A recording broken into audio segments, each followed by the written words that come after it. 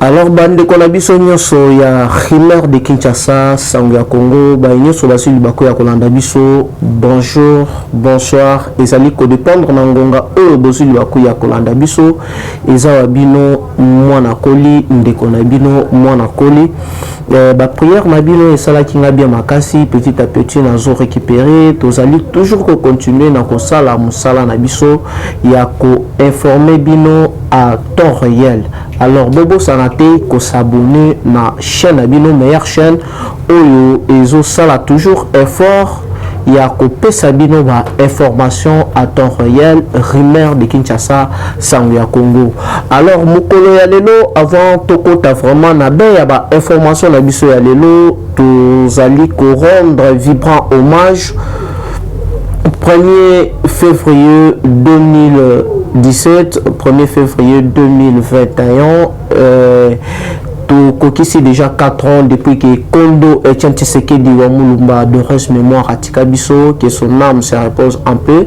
Lelo déjà na niveau ya mausolée, Tata Mokonzi, son excellence Félix Antoine Tshisekedi Tshilombo, l'homme de la situation, l'homme qui a déboulonné Kabila et le FCC, na hiérarchie mobile ya parti, bakozalana na mausolée ko rendre le Sphinx y a limité vibrant hommage digne de son nom. Vraiment tous alliés ensemble nga vraiment distance wana et permettre ngate boyebi bien nazali na convalescence ya kokende kuna, mais quand même na conjuguer effort ya kozala na plateau pour na tokabola mwandambu ya information na actualité politique ya mayenso ezali kolikana na mboka na biso République démocratique du Congo. Alors déjà mukolo ya lelo tokolobela 3 points na ordre du jour. Na point ya liboso tokolobela Kabila mukolo ya lobi ba monie alingi akota na Zambie na ndenge vraiment ya camouflage clandestinement, donc alinga camouflé na badenge moboui aibela kota déjà na Zambie parce que boyebi que non depuis ilunga koya ki baza déjà KO parce que motion ya pépé ilunga ezali déjà, donc dès que kaka makambu ya bureau définitif efandi eloko ya liboso bakosala na perchoir ya Assemblée nationale ezali na nubo kweisani ya ilunga ilunkamba. Donc lelo na po ya liboso tokobeta lisolo ya Hippolyte Kanambe denga lingaki akima na niveau ya Zambie, mais Dieu merci déjà dans zo yebisa bino ke na ba frontière nyonso bekono be. Na deuxième point de place pénante ozala plus focalisé na masolo ya politique ba en dessous de carte ni yango ekolekana normalement parce que mukolo ya lelo Tike Bonso na président Jean-Marc Kabunda Kabundi bakozwa na niveau ya Fleuve Hotel place nini bako réunir ba grande majorité ya ba député ya Union Sacrée pour na kopesa bango ba directif ya ndenge ba élection ekolekana parce que boyebi bien élection ndenge zali wana olinga te président Bonso azali candidat unique na niveau ya perchoir ya Assemblée nationale, neti président ya Assemblée nationale, président Jean-Marc Kabunda Kabund yepe azali candidat unique na poste ya vice président ya Assemblée nationale. Alors na moni batu mususu balingi badima neti ba donneur de leçons tozongisa un peu bango giga na mois de février. Chanine Mabund na Thomas Lokondo ba disqualifier candidature ya Thomas Lokondo. Eza na batu oyo balaki na FCC oyo babandaki kobule ke non théâtre oyo babandaki plus focalisé na idée ya autorité immorale na bango. Sikoyo yo opostulaki na députation nationale neti membre ya PPRD ou soit membre ya soi-disant AAA na ba AAB ndenge ba lingaki ba meka un peu korouler bato. Mener oye sikoyo pona ko postuler comme étant président ya Assemblée nationale oye au postuler na indépendant. Donc dossier déjà ils en a irrégularité ebele yango bomoni keno honorable Bonso azali wana neti candidat unique. Il y a na niveau il y a présidence de l'Assemblée nationale également na président Jean-Marc Kabunda. Donc Masolo Izali Kitoko. Toujours sur le plan politique, Toko Tangilabino communiqué. Il y a directeur, il y a cabinet, il y a président de la République. Oyo à suspendre jusqu'à la nouvelle ordre recrutement na ba entreprise publique, na ba ministère Nyonso à interdire hiérarchie, interdire tout le membre du gouvernement. Donc, le ministre Nyonso, il y a gouvernement et le Kamba, bazali na droit, il y a kokatisa atana Brazzaville, il y a kokoma atana Lufute jusqu'à la nouvelle ordre. Parce que autrefois dans l'émission dans Salaki, Nikolo ya Liboso na ibisaki bino que non, ndenge zali wana ba instruire déjà IGF, l'air y a remise et reprise. Ba sala audit na ba ministère Nyonso. Alors ndenge zali wana déjà na ba information na ba investigation déjà tout ça là ils a déjà na 6 ministres donc ba mataba kita ba kokangama. Alors nako tanga ngo boyete na zali justice te mtozala nango pour ça a contacter na en privé na kotindela ye ba kombo ya ba ministre wana. Donc ça sont très mauvais.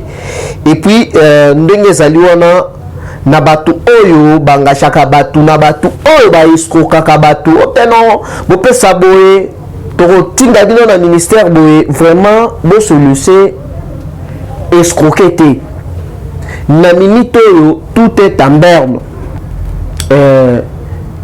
Ezala batu oyo bazali na ba projet ya ko donc ba entrepreneur ou baza na ba projet ya baya ba sala ba projet ba entreprendre na niveau na ba domaine nyonso na ba secteur nyonso vraiment ce dernier temps vraiment bo tikana mu gouvernement ebina makambu nyonso efanda donc makambu dans bureau ya assemblée nationale efanda ba nommé premier ministre ba sala gouvernement parce que nyonso ekokende vraiment na vitesse moko supérieure. J'espère que d'ici fin février ou soit début mars déjà bako nommer déjà premier ministre et na des combos vraiment ils allaient circuler makasi. Il s'agit ya baati lukobo na moko na kotanga kombote pour ne pas faire paniquer bato mususu tozali kosala tozali ba chroniqueur politique. Alors na se réserver droit ya kotanga kombo ya omususu wana mais nyonso droit nyonso ezali ko revenir na tata mokonzi ya mboka. Na troisième point déplace nini toko lobela diplomatie. Na diplomatie tata mokonzi bazozela ye sur invitation ya homologue na ye président Abdel Fattah el-Sisi, le président égyptien oyo na meni bakosolola makambu ebele ezali na ba projet kili sur coopération militaire, sur construction ya ba barrage ya courant, sur construction ya ba port ya sika, sur construction ya banzela kolongwa Mbujimaiti Kasai pour na ko faciliter vraiment transport ezala vraiment facile kokotonga ba barrage na niveau ya Équateur, na niveau ya Bandundu, na niveau ya Grand Katanga. Donc ba projet ezali vraiment ebele. Et puis kaka na kati ya diplomatie bokoye ba rôle nini sikoyo oyo tata mokonzi akomi ko jouer parce que il faut boye ba kenon na niveau ya sous-région Rwanda na Uganda officiellement bazali déjà isolé par les États-Unis d'Amérique. Alors tata mokonzi a joué rôle oyo Mobutu a joué de 1965 kino 1972. Donc ils ont une coopération multisectorielle oyo ya ko combattre ba terroristes sur le niveau ya RDC et puis na Afrique centrale parce que boyebi bien tata mokonzi a bientôt là à comprendre ba fonctionner en tant que président ya Union africaine.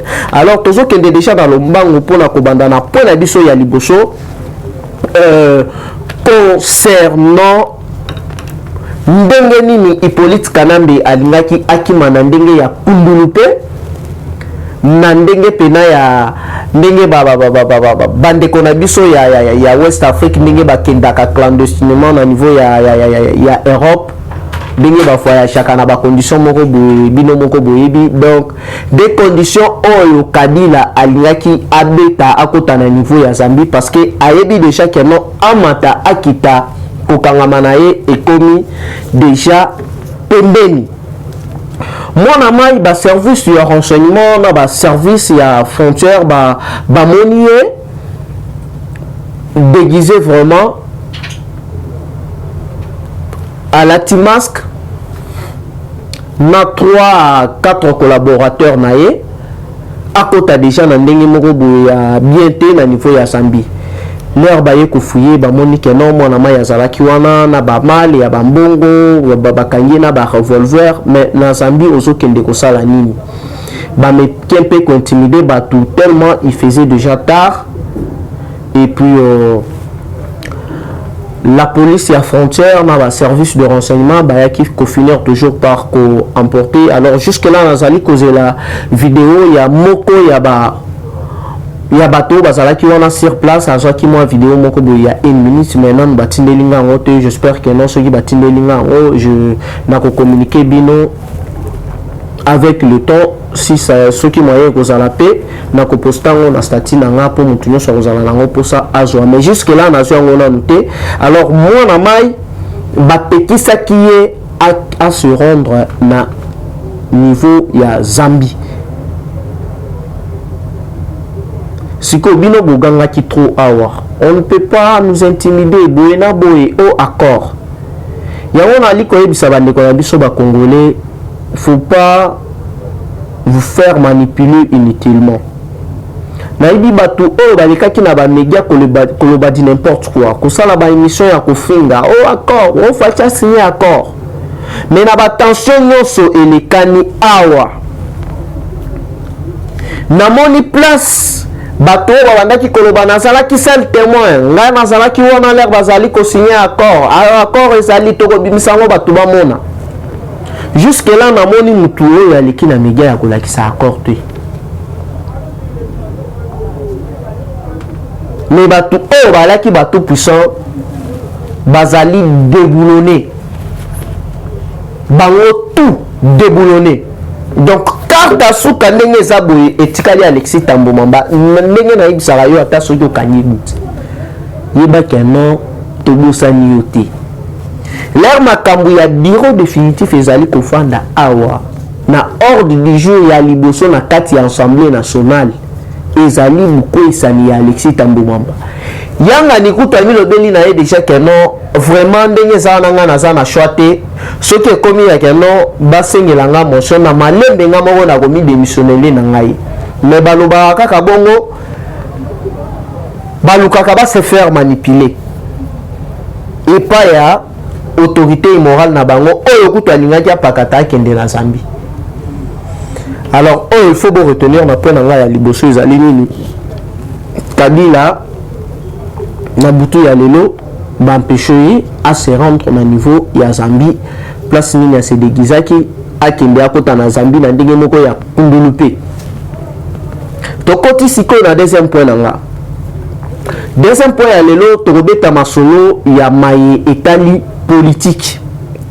Na politique il faut boyeba que non ndenge zali wana mukolo ya lelo honorable Bonso na honorable Jean-Marc Kabunda Kabund, le président délégué de l'IDPS, bakozala lelo na mama na kabakata ya réunion na Fleuve Hotel place nini bakozala na majorité écrasante ya Union Sacrée place nini bakozala ba directive ya ndenge nini ba vote ko se dérouler na kimia nyonso ndenge nini bako travailler na idéologie ya Tata Mokonzi parce que boyebi bien basignaki déjà ba fiche na bango ya adhésion ya Union Sacrée ndenge zaliwana ba réglage moko ya nike avant élection oyo ekozala jusque là le 3 sauf changement ya dernière minute. Kaka na deuxième point il faut boyebi bakeno déjà mukolo ya lobby le nouveau directeur ya cabinet ya tata mokonzi ya mboka son excellence Guilin Nyembo. Courrier moko boye lobi ekoyaki dans la soirée ya ko interdire ba dépenses nyonso inutile, ba décaissement inutile, ba engagement à niveau ya ba ministère nyonso ya ba entreprise nyonso publique. Alors bino batu oyo ba escroquera bino na minute oyo ko se faire escroquer te. Mutoya roko sa yote que non pesa 5 000, pesa 4 000, pesa 100 $, pesa 300 $. La routine d'abino na ministère Chongolon Pakala ezali lukuta munene. Na minute oyo nyonso ezali en berne ba interdire ba engagement nyonso na ba niveau ya ba entreprise ya l'État, ba interdire ba recrutement nyonso na ba ministère nyonso et pas ya hiérarchie. Nanzela, il y a directeur, il y a cabinet, il y a chef de l'État. Mais maman n'a les nini. Politique est comme yengi, politique est comme ego. Béo qui m'a tamponyo aza à l'est. Openo ije fape sa y rapport. Papa, zela. Ozo banga nini. Lero bandaki koyiba mbongo wana ozaki à l'aise obulaki keno mutu ata moko akotindela yo te, alors que ndenge bobandaki koyiba bambongo bozali facile à retrouver. Maman na facile à retrouver. Alors bandeko na ngai ba congolais il faut boyeba keno ndenge ezali wana politique ekomi goût. Yango boyokaki IGF ba répondre na matata mponyo keno ndenge ezali wana zela. Yo préparé déjà bavocat na yo rapport nyonso ekokwea na maboko ya justice de mutu akosala mosala na ye, mais bapreuve ezali ebele na ba ONG ebele oyo batelemelaka anticorruption ya keno matata mponyo abele bien détourné mbongo na nzela ya famille na clan Kabila na baproche na bango ndenge babandaki kosala bamafia na bango. Donc ndenge ezali wana eyindeli bango na ndenge moko ya kosakana te. Tozongi na moto na biso docteur ya cabinet ya tata mokonzi a interdire ba membre nyonso ya gouvernement ilukamba ata na lufu bakokoma te na braza bakokoma te. Donc bazali na droit ya ko longwa na territoire na biso te. Donc bazala awa jusqu'à la nouvelle ordre de l'ère bakosala ba remise reprise bazala ba audit na ba ministère nyonso. Donc ce que yibaki ba pesio mbongo salabu kokotisaki koye na yo mbongo ebimi yo sala projet boyo sala boye yeba keno e indelio parce que na minute boye ba keno l'air kaka bureau définitif et kufanda mupepe wana ezokende tina ba province et badaki déjà na katanga. Donc na minute mutu azali kokoza assemblée provinciale ya Lubumbashi ezali Baba Kyungu. Donc union sacrée et Koko Tati na ba assemblée provinciale parce que l'heure est venue. Il y a changement. Dès tata mokonza lobaki bien que non qui salume banda. Donc tous les membres ya gouvernement ilukamba ezala ya FCC ezala ya cash bazali interdit ya ko quitter RDC. Mwana mama mamu masobele mutashikia ebele bakomaka pena okeboe bokutana naye akobetisa yo bato kende yaka lobisonga boye meni na minito dege bakomi kobenga biso te tata mokonzi nde mais bokosani keno avant bino bobanda musala basinyisaki bino déjà acte ya bonne conduite tala ndenge fachazu bino na pete. Alors ndenge ezali wana si ministre bazali cité na détournement na népotisme na fanatisme na détournement donc kimuibi po bango ba détourna kaka mais biso tozobenga yango kimuibi. Politique est comme goût. Donc 6 baza déjà na kotanga ba kombote pour des raisons politiques, mais ceux qui ont un poste na ba combo yango to tindela yo yango en privé 6 baza 6 donc place baza déjà euro mité les beta donc bango ba mataba kita donc mukama te ba kokangama donc ndenge na yebisaka bino ke non verbe mukwata auta présent. Oh, il faut bien retenir ma deuxième point nanga ezali nini ticket. Il y a Union Sacrée, il y a Honorable Bon Sona, président Jean-Marc Kabunda Kabound, Bazali, candidat président, il y a Assemblée nationale, Navis Nae, Jean-Marc Kabound, donc Bazali, candidat unique. Onyonga, te itali bisote. Oyo, sala ki lobi yeba ke non lelo, uko sibiri yango pe. Donc, biso siko yo, toso kende yango, nandenge pena ya respect ya loi. Parce que, le kondo ba écarta ye pena boye, Janine Mabunda sala candidat unique. Dans l'Assemblée nationale, en février 2019. Donc, boye la biso ba du genre beaucoup ma d'honneur, il y a les santé, donc on peut intimider mon ingati. Kakana, deuxième point, oh, il faut bien retenir le sous ali que non, ministre, directeur, il y a cabinet à interdire, bah, membre il y a gouvernement, il y a kamba na imoko, il y a kamba, va quitter territoire national jusqu'à la nouvelle ordre de l'air, bah, ça la remise reprise.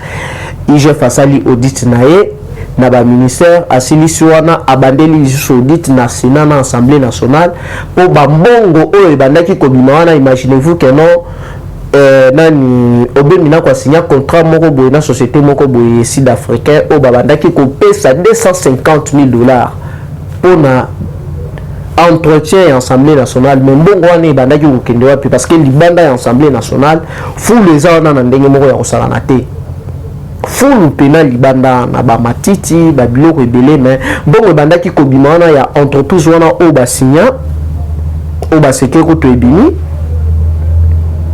mais bongo wana banda ki ko kende wapi place na rochitele tata mokonzi wa mboka son excellence Félix Antoine Tshisekedi Tshilombo azozela ye na niveau ya Égypte sous invitation ya homologue na ye Abdel Fattah El-Sisi.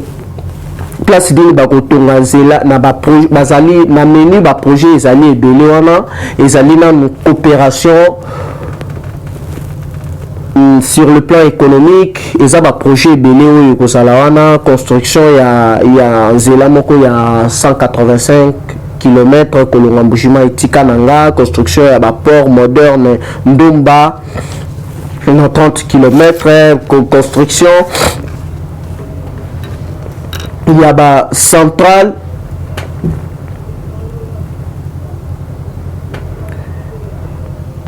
pour na ko permettre bandeko na biso oyo bazali na ba mulili na niveau ya Grand Équateur na Bandundu na Kasai construction ya barrage ya Chit-Katende mais maman na likambu ezali coopération militaire parce que boyebi tata mokonzi déjà na février awa akoma président ya Union africaine place nini ba renforcer nos sécurité et puis na vision ya azali na yango Égypte en tant que grande puissance ya na niveau ya Afrique sur azali grande puissance na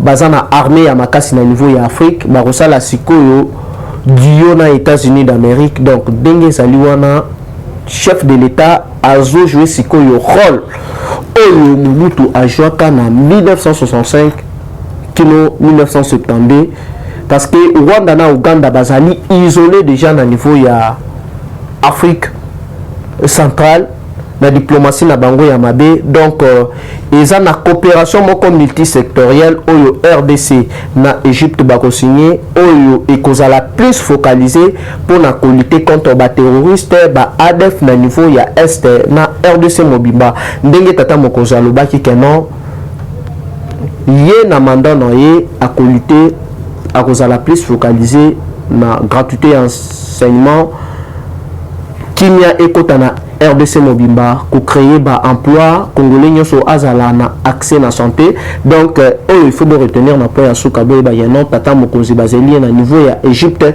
pour na plusieurs coopérations na domaine militaire na domaine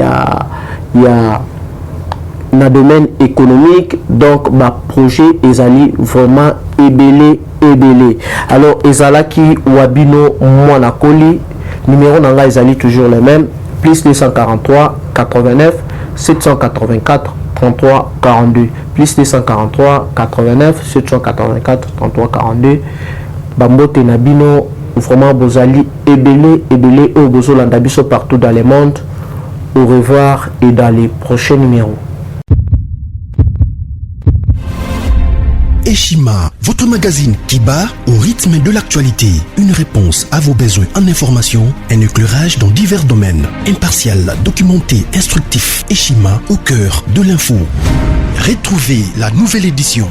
Exclusivité, le professeur Willy Kitobo Samsoni maîtrise le secteur des mines et gagne le pari de la mobilisation des recettes publiques.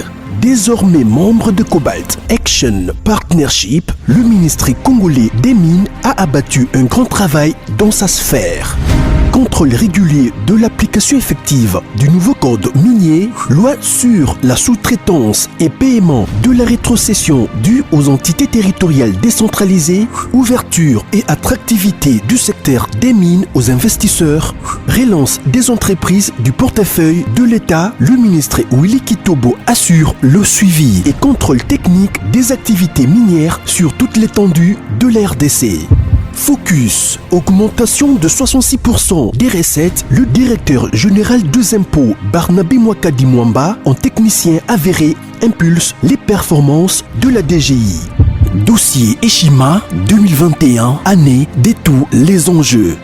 Nation, Hubert Mihimi Mouawa, directeur général de la Sona Hydroc, présente ses vœux de nouvel an au président de la République. SU, la rétrospective 2019-2020 du ministre Thomas Louaka, un mandat placé sous le thème du redressement du système éducatif du supérieur. Agence de prévention et de lutte contre la corruption, un casting à refaire. Économie, Eshima Magazine revient sur les commerces générationnels en RDC. Retrouvez l'intégralité du magazine Eshima dans les kiosques. Eshima Magazine, un nouveau standard d'information.